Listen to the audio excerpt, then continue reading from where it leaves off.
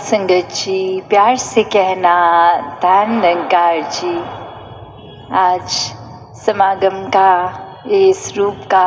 जो तीसरा दिन, और सभी ने आज भी भक्ति में अनमोल वचनों को ग्रहण किया। विस्तार हर पहलू में कैसे करना है, जो ये शिक्षाएं ली उनको अपने जीवन में उतारने का भाव भी कि संतों ने जो समझाया वो सिर्फ आज के लिए ही नहीं या पिछले 3 दिनों का ही नहीं सिलसिला, वो एक रूप, एक साल, एक ज़िंदगी के लिए है वो शिक्षाएं। और ये भी पिछले दिनों से हम जो देख रहे हैं कि कैसे ये धुंध और ये पोल्यूशन का रूप, और थोड़े ही डिस्टेंस तक क्लैरिटी है, उसके बाद धुंधला दिख रहा है। तो ध्यान ऐसे ही गया कि कैसे ये धुंध को भी अक्सर वहम हो जाता है कि इसका इतना विस्तार है कि ये हर जगह है, और संसारिक रूप में या किसी सड़क में या कहीं पे भी एक जब धुंध दिखती है तो आगे वो रास्ता नहीं दिखता। फिर ये भी पता नहीं होता कि आगे रास्ता है या वो एक डेड एंड है। तो फिर भी एक ये अपने आप में धुंध को अगर गुमान ना जाए कि इतना विस्तार मेरा कि और हर जगह ही फैल गई हूँ, तो बस वो वर्षा आने की देर या हवा चलने की देर, कैसे वो धुंध भी छट जाती है। फिर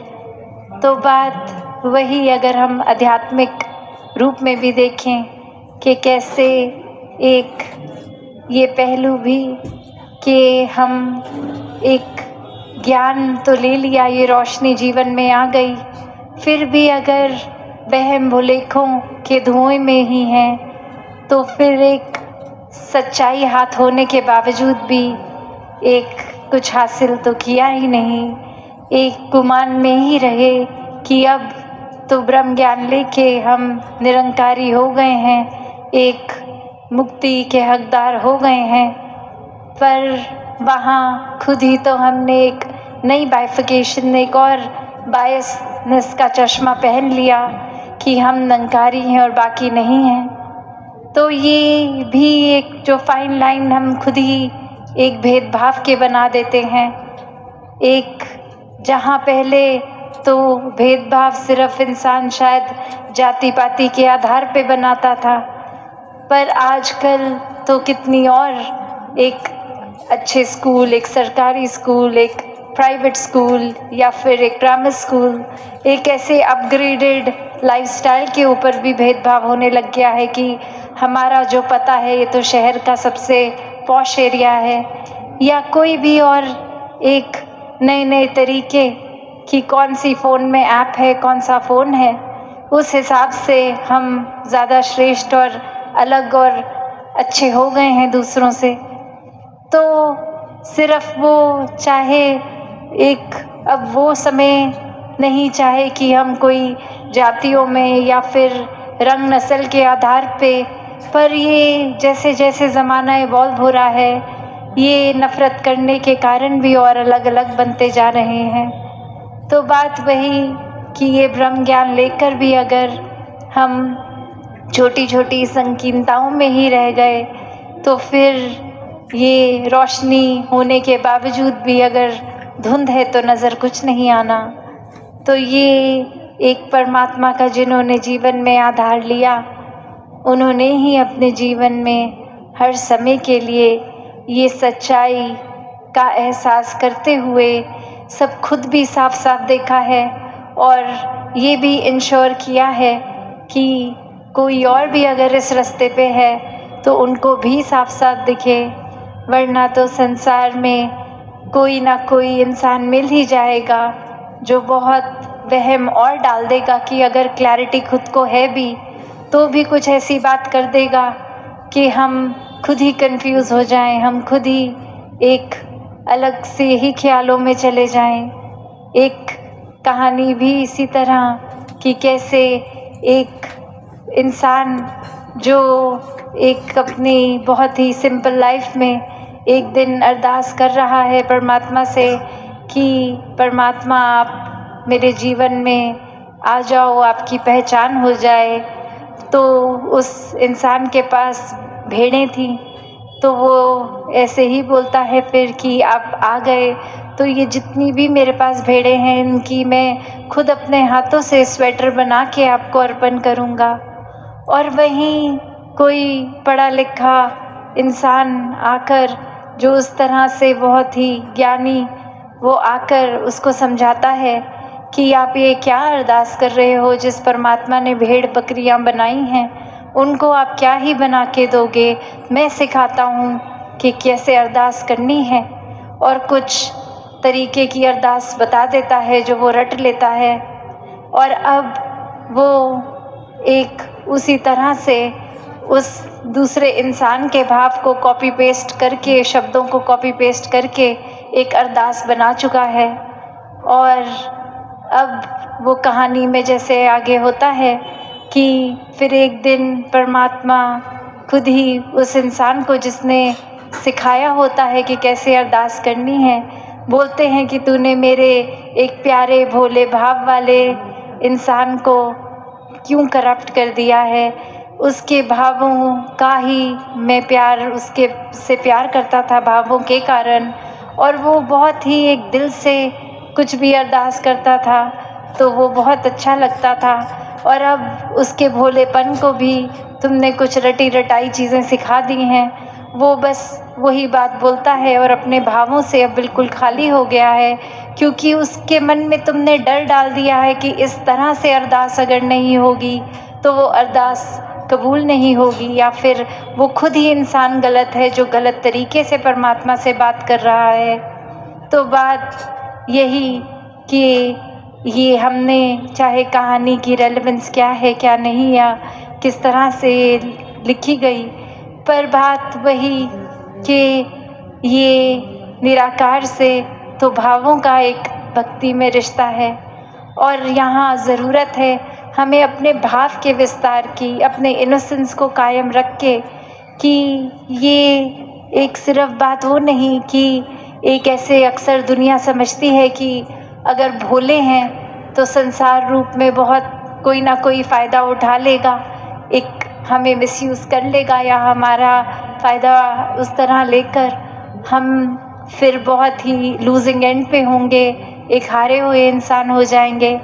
पर जहाँ भोलेपन की बात होती है भक्ति में, वहाँ चेतनता की भी होती है कि यहाँ एक किस तरह एक ही भक्त है जो बहुत भोला भी है और पूरी तरह से चेतन है। तो यही एक जो डिफरेंस आता है कि जब मन में खुद के चतुर चालाकियाँ नहीं हैं और वो अलर्टनेस रखकर हर समय निरंकार को याद रखते हैं,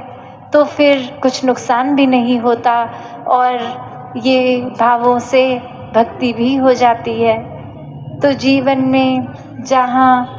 ये विस्तार की तो परिभाषा पिछले 3 दिनों से हम कहाँ कौन से पहलू में कर सकते हैं। किसी संत ने प्यार के ऊपर जिक्र किया, विनम्रता के, करुणा के, किसी ने बोला कि नेगेटिविटी से मुक्ति लेना भी एक तरह का विस्तार है, किसी ने आउटरली विस्तार की बात करी और किसी ने बोला अपने अंदर इंटरनल विस्तार कैसे करना है। तो ये और भी जितने पहलू जोड़ दिए जाएं, ये विस्तार को करना ही असीम की तरफ है, और ये परमात्मा असीम है, इसका कोई अंत नहीं है। तो जब जो भी चीज़ इसके साथ जोड़ेंगे वो अपने आप में ही असीम हो जाएगी। तो भाव सिर्फ यही कि जब ये ब्रह्म ज्ञान की समझ आ जाती है तो वहीं पे एक, जैसे दासी जिक्र कर रही थी, कि वो धुंध के कारण एक डेड एंड ना फील हो, एक ये ना लगे कि अब हमें सब कुछ आ गया है, और वहाँ से ये ब्रह्म ज्ञान से ही ये जर्नी शुरू किया जाए और ये असीम की ओर परमात्मा के साथ जुड़ के हर पॉजिटिव पहलू को और आगे से आगे बढ़ाते चले जाएं। जहाँ तक एक ह्यूमन कैपेसिटी है, परमात्मा को जब शामिल कर लिया तो कुछ वो कैपेसिटी भी फिर एक छोटी सी ही चीज़ रह गई, उसके भी बियॉन्ड चले गए, एक आगे चले गए। तो ऐसा विस्तार हर पहलू में पॉजिटिविटी लेकर हर कोई करता चला जाए तो समय तो अपनी सीमा से एक आगे बढ़ ही रहा है। तो बस यही भाव थे कि सभी अपने शहरों से या उससे पहले भी एडवांस सेवा में भी आए, अभी वाइंड अप सेवा तक भी रुकेंगे। और कैसे चाहे ओस इतनी पड़ी, ठंड इतनी पड़ी, टेंट जैसे भी थे उसमें सर्दी भी लगी होगी हवा से, और वो गीलापन भी, साथ में सबके बुज़ुर्ग और बच्चे, और किसी की कैसी हेल्थ कंडीशन, ये एक इस समय पोल्यूशन लेवल भी ऐसा कि शायद सांस भी ठीक से नहीं आ रही,